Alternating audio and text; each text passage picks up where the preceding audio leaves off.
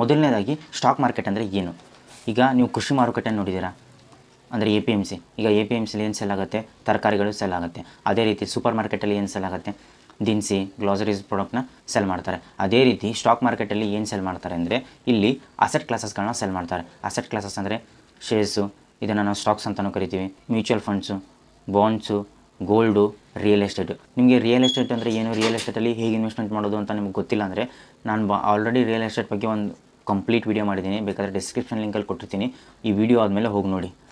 ಅದೇ ರೀತಿ ಗೋಲ್ಡು ಅಂದರೆ ಇದು ಯಾವುದೇ ರೀತಿ ಇಲ್ಲಿ ಫಿಸಿಕಲ್ ಗೋಲ್ಡ್ ಇರಲ್ಲ, ಇಲ್ಲಿ ಡಿಜಿಟಲ್ ಗೋಲ್ಡ್ ಇರುತ್ತೆ. ಫಿಸಿಕಲ್ ಗೋಲ್ಡು ಯಾವ ರೀತಿ ಪರ್ಫಾರ್ಮ್ ಮಾಡುತ್ತಲ್ಲ ಅದೇ ರೀತಿಯೇ ಡಿಜಿಟಲ್ ಗೋಲ್ಡ್ ಕೂಡ ಪರ್ಫಾರ್ಮ್ ಮಾಡುತ್ತೆ. ಫಿಸಿಕಲ್ ಗೋಲ್ಡ್ ಏನಾದರೂ ಅಪ್ರಿಸಿಯೇಷನ್ ಆದರೆ ಡಿಜಿಟಲ್ ಗೋಲ್ಡಲ್ಲೂ ಅಪ್ರಿಸಿಯೇಷನ್ ಆಗುತ್ತೆ. ಅದರಲ್ಲಿ ಏನಾದರೂ ಫಿಸಿಕಲ್ ಗೋಲ್ಡಲ್ಲಿ ಏನಾದರೂ ಗೋಲ್ಡ್ ರೇಟ್ ಕಡಿಮೆ ಆದರೆ ಡಿಜಿಟಲ್ ಗೋಲ್ಡ್ ಕೂಡ ಕಡಿಮೆ ಆಗುತ್ತೆ.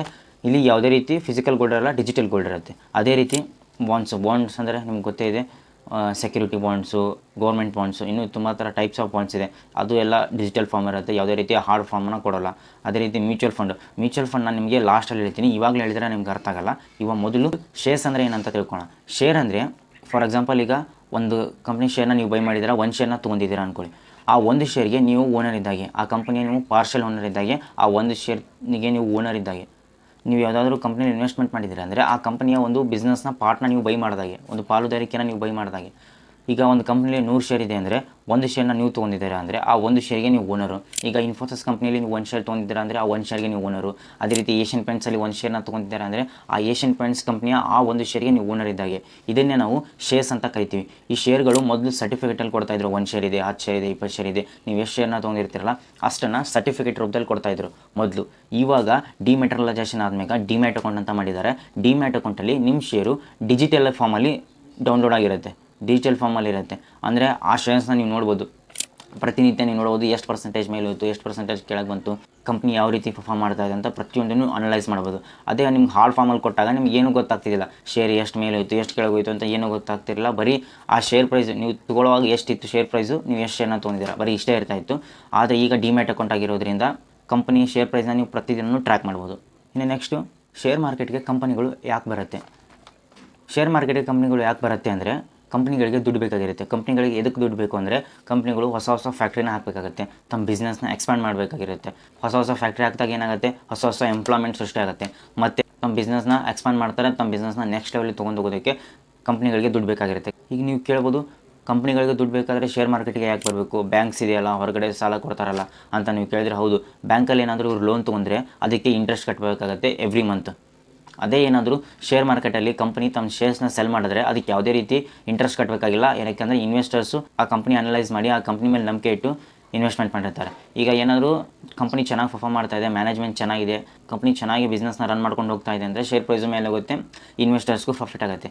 ಅದೇ ರೀತಿ ಕಂಪ್ನಿ ಏನಾದರೂ ಚೆನ್ನಾಗಿ ಪರ್ಫಾರ್ಮ್ ಮಾಡ್ತಾ ಇಲ್ಲ ಅಂದರೆ ಇನ್ವೆಸ್ಟರ್ಸ್ಗೆ ಲಾಸ್ ಆಗುತ್ತೆ, ಶೇರ್ ಪ್ರೈಸು ಕೆಳಗಡೆ ಬೀಳುತ್ತೆ.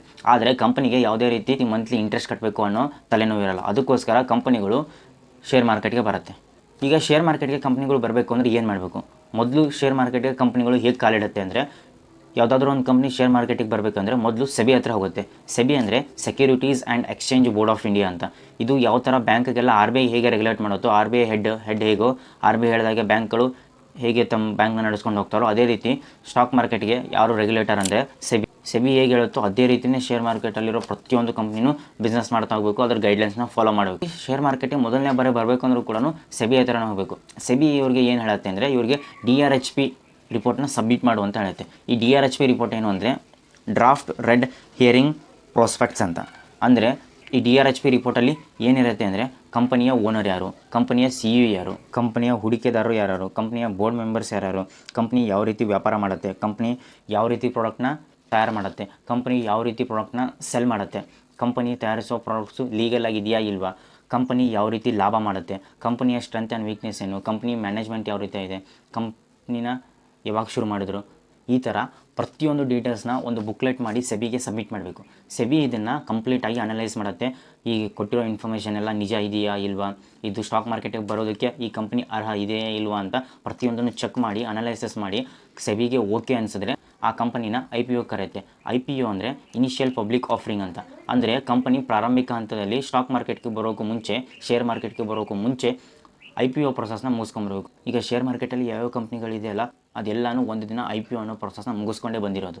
ಅದೇ ರೀತಿ ಹೊಸದಾಗಿ ಯಾವುದಾದ್ರೂ ಕಂಪ್ನಿ ಬರಬೇಕಂದ್ರೂ IPO ಅನ್ನೋ ಪ್ರೊಸೆಸ್ನ ಮುಗಿಸ್ಕೊಂಡೇ ಬರಬೇಕು. ಈ IPOದಲ್ಲಿ ಕಂಪನಿಗಳಿಗೆ ಸೆಬಿ ಡೇಟ್ ಕೊಡುತ್ತೆ. ಈ ಡೇಟಿಂದ ಈ ಡೇಟ್ವರೆಗೂ 2 ರಿಂದ 3 ದಿನ ಡೇಟ್ ಕೊಡುತ್ತೆ. ಈ ಡೇಟ್ವರೆಗೂ ಕಂಪ್ನಿ ಮೇಲೆ ಇನ್ವೆಸ್ಟ್ಮೆಂಟ್ ಮಾಡ್ಬೋದು ಯಾರು ಬೇಕಾದರೂ, ಇದು IPOದಲ್ಲಿದೆ ಅಂತ. ಆಮೇಲೆ ಕಂಪ್ನಿ ಮೇಲೆ ಪಬ್ಲಿಕ್ಕು ಇನ್ವೆಸ್ಟ್ಮೆಂಟ್ ಮಾಡ್ತಾರೆ. ಪಬ್ಲಿಕ್ಕು ಆ ಕಂಪ್ನಿ ಮೇಲೆ ಇನ್ವೆಸ್ಟ್ಮೆಂಟ್ ಮಾಡಿದ್ಮೇಲೆ IPO ಅಲಾಟ್ಮೆಂಟ್ ಆದಮೇಲೆ ಕಂಪನಿ ಸ್ಟಾಕ್ ಮಾರ್ಕೆಟಲ್ಲಿ ಪರ್ಮನೆಂಟಾಗಿ ಲಿಸ್ಟೆಡ್ ಆಗುತ್ತೆ. ಈ ಲಿಸ್ಟೆಡು ಎಲ್ಲಾಗುತ್ತೆ ಅಂದರೆ NSE ಮತ್ತು BSE ಆಗುತ್ತೆ. NSE ಅಂದರೆ ನ್ಯಾಷನಲ್ ಸ್ಟಾಕ್ ಎಕ್ಸ್ಚೇಂಜ್, BSE ಅಂದರೆ ಬಾಂಬೆ ಸ್ಟಾಕ್ ಎಕ್ಸ್ಚೇಂಜ್ ಅಂತ. ಇವೆರಡೂ ನಮ್ಮ ಇಂಡಿಯಾದಲ್ಲಿರೋ ದೊಡ್ಡ ಎಕ್ಸ್ಚೇಂಜ್ಗಳು. ಈ ಎಕ್ಸ್ಚೇಂಜಲ್ಲಿ ಆ ಕಂಪ್ನಿ ಲಿಸ್ಟೆಡ್ ಆಗುತ್ತೆ. ಒನ್ಸು NSE ಮತ್ತು BSEಯಲ್ಲಿ ಕಂಪ್ನಿ ಲಿಸ್ಟೆಡ್ ಆಯಿತು ಅಂದರೆ ಈ ಕಂಪ್ನಿ ಶೇರ್ ಪ್ರೈಸ್ನ ಯಾರು ಬೇಕಾದರೂ ಪರ್ಚೇಸ್ ಮಾಡ್ಬೋದು, ಯಾರು ಬೇಕಾದರೂ ಸೆಲ್ ಮಾಡ್ಬೋದು. ಇವಾಗ ನಿಮ್ಗೆ ಅರ್ಥ ಆಯಿತು ಕಂಪ್ನಿ ಯಾವ ರೀತಿ ಸ್ಟಾಕ್ ಮಾರ್ಕೆಟಿಗೆ ಬರುತ್ತೆ ಅಂತ. ಇನ್ನು ನೆಕ್ಸ್ಟು ಸ್ಟಾಕ್ ಮಾರ್ಕೆಟು ಯಾವ ರೀತಿ ಮೇಲೋಯ್ತು ಕೆಳಗೋಯ್ತು ಅಂತ ನಾವೇ ಕಂಡುಹಿಡಿಯೋದು. ಸ್ಟಾಕ್ ಮಾರ್ಕೆಟಲ್ಲಿ ಸಾವಿರಾರು ಕಂಪ್ನಿಗಳು ಲಿಸ್ಟೆಡ್ ಆಗಿದೆ. NSEಯಲ್ಲಿ 2000ಕ್ಕಿಂತ ಹೆಚ್ಚು ಕಂಪ್ನಿಗಳು ಲಿಸ್ಟೆಡ್ ಆಗಿದೆ. ಅದೇ BSEಯಲ್ಲಿ 5000ಕ್ಕಿಂತ ಹೆಚ್ಚು ಕಂಪ್ನಿಗಳು ಲಿಸ್ಟೆಡ್ ಆಗಿದೆ. ಇಷ್ಟೆಲ್ಲ ಕಂಪ್ನಿಗಳು ಎವ್ರಿ ಡೇ ಯಾವ ಕಂಪ್ನಿ ಲಾಭ ಮಾಡ್ತು, ಯಾವ ಕಂಪ್ನಿ ಲಾಸ್ ಮಾಡ್ಕೋತು, ಯಾವ ಕಂಪ್ನಿ ಶೇರ್ ಪ್ರೈಸು ಮೇಲೋಯ್ತು, ಯಾವ ಕಂಪ್ನಿ ಶೇರ್ ಪ್ರೈಸು ಕೆಳಗೆ ಬಂತು ಅಂತ ಪ್ರತಿಯೊಂದನ್ನು ಟ್ರ್ಯಾಕ್ ಮಾಡೋದು ತುಂಬ ಕಷ್ಟ. ಅದಕ್ಕೋಸ್ಕರನೇ ಸೆಬಿ ಏನು ಮಾಡಿದೆ, ಈ NSE BSEಗಳು ಸೇರಿಕೊಂಡು ಇಂಡೆಕ್ಸ್ನ ಮಾಡಿದೆ. NSE ಇದು ನಿಫ್ಟಿ ಅನ್ನೋ ಇಂಡೆಕ್ಸ್ ಇದೆ. ಇದು ಇಂಡಿಯಾದಲ್ಲಿ ಟಾಪ್ 50 ಕಂಪ್ನಿಗಳಿದೆ. ನಿಫ್ಟಿಲಿ 50 ಕಂಪ್ನಿಗಳಿದ್ದಾವೆ. ಅದೇ ರೀತಿ ಸೆನ್ಸೆಕ್ಸ್ ಅಂತ ಇದೆ, ಇದು BSEದು. ಸೆನ್ಸೆಕ್ಸಲ್ಲಿ ಟಾಪ್ 30 ಕಂಪ್ನಿಗಳಿದೆ. ಇವೆರಡನ್ನ ನಾವು ಇಂಡೆಕ್ಸ್ ಅಂತ ಕರಿತೀವಿ.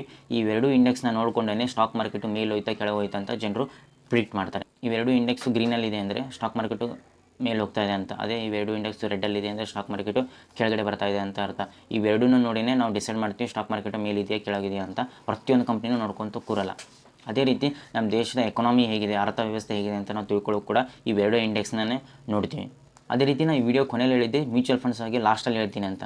ಮ್ಯೂಚುವಲ್ ಫಂಡ್ ಏನು ಅಂದರೆ, ಈಗ ನೀವೇನಾದರೂ ಡೈರೆಕ್ಟಾಗಿ ಕಂಪ್ನಿಯ ಶೇರ್ಸ್ನ ಪರ್ಚೇಸ್ ಮಾಡಬೇಕು ಅಂದರೆ ನೀವು ಕಂಪ್ನಿನ ಅನಲೈಸ್ ಮಾಡೋಕೆ ಗೊತ್ತಿರಬೇಕು. ಸುಮ್ಮನೆ ಯಾವುದಾದ್ರೂ ಒಂದು ಕಂಪ್ನಿಲಿ ಇನ್ವೆಸ್ಟ್ಮೆಂಟ್ ಮಾಡೋದಲ್ಲ, ಕಂಪ್ನಿನ ನೀವು ಅನಲೈಸ್ ಮಾಡ್ಕೋಬೇಕು. ಅನಲೈಸಲ್ಲಿ ತುಂಬ ಅನಲೈಸ್ ಬರುತ್ತೆ. Fundamental analysis, technical analysis, business analysis, financial analysis ಇಂಥ ತುಂಬ ಅನಾಲಿಸಿಸ್ಗಳು ಬರುತ್ತೆ.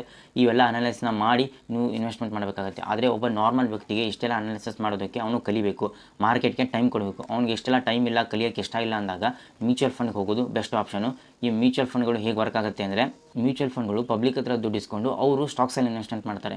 ಇವರು ಹೇಗೆ ಇನ್ವೆಸ್ಟ್ಮೆಂಟ್ ಮಾಡ್ತಾರೆ ಅಂದರೆ, ಇವ್ರ ಹತ್ರ ಫಂಡ್ ಮ್ಯಾನೇಜರ್ಸ್ ಇರ್ತಾರೆ. ಅಂದರೆ ಸೆಬಿಯಿಂದ ಸರ್ಟಿಫೈ ಆಗಿರೋ ಫಂಡ್ ಮ್ಯಾನೇಜರ್ಸ್ ಇರ್ತಾರೆ. ಇವ್ರದ್ದು ಬೆಳಗ್ಗೆಯಿಂದ ಸಾಯಂಕಾಲದವರೆಗೂ ಇದೇ ಕೆಲಸ, ಯಾವ ಕಂಪ್ನಿ ಚೆನ್ನಾಗಿದೆ, ಯಾವ ಕಂಪ್ನಿ ಚೆನ್ನಾಗಿಲ್ಲ ಅಂತ ಇವರು ಇದನ್ನೇ ಅನಲೈಸ್ ಮಾಡ್ತಾ ಇರ್ತಾರೆ. ಯಾವ ಕಂಪ್ನಿ ಚೆನ್ನಾಗಿದೆ ಅಂಥ ಕಂಪ್ನಿಲಿ ಇವರು ಇನ್ವೆಸ್ಟ್ಮೆಂಟ್ ಮಾಡ್ತಾರೆ. ಅದರಿಂದ ಬಂದ ರಿಟರ್ನ್ನ ಆ ಮ್ಯೂಚುವಲ್ ಫಂಡಲ್ಲಿ ಯಾರು ಇನ್ವೆಸ್ಟ್ಮೆಂಟ್ ಮಾಡಿರ್ತಾರೋ ಆ ಇನ್ವೆಸ್ಟರ್ಸ್ಗೆ ಆ ರಿಟರ್ನ್ನ ವಾಪಸ್ ಕೊಡ್ತಾರೆ. ಈ ರೀತಿ ಮ್ಯೂಚುವಲ್ ಫಂಡ್ಗಳು ವರ್ಕ್ ಆಗೋದು.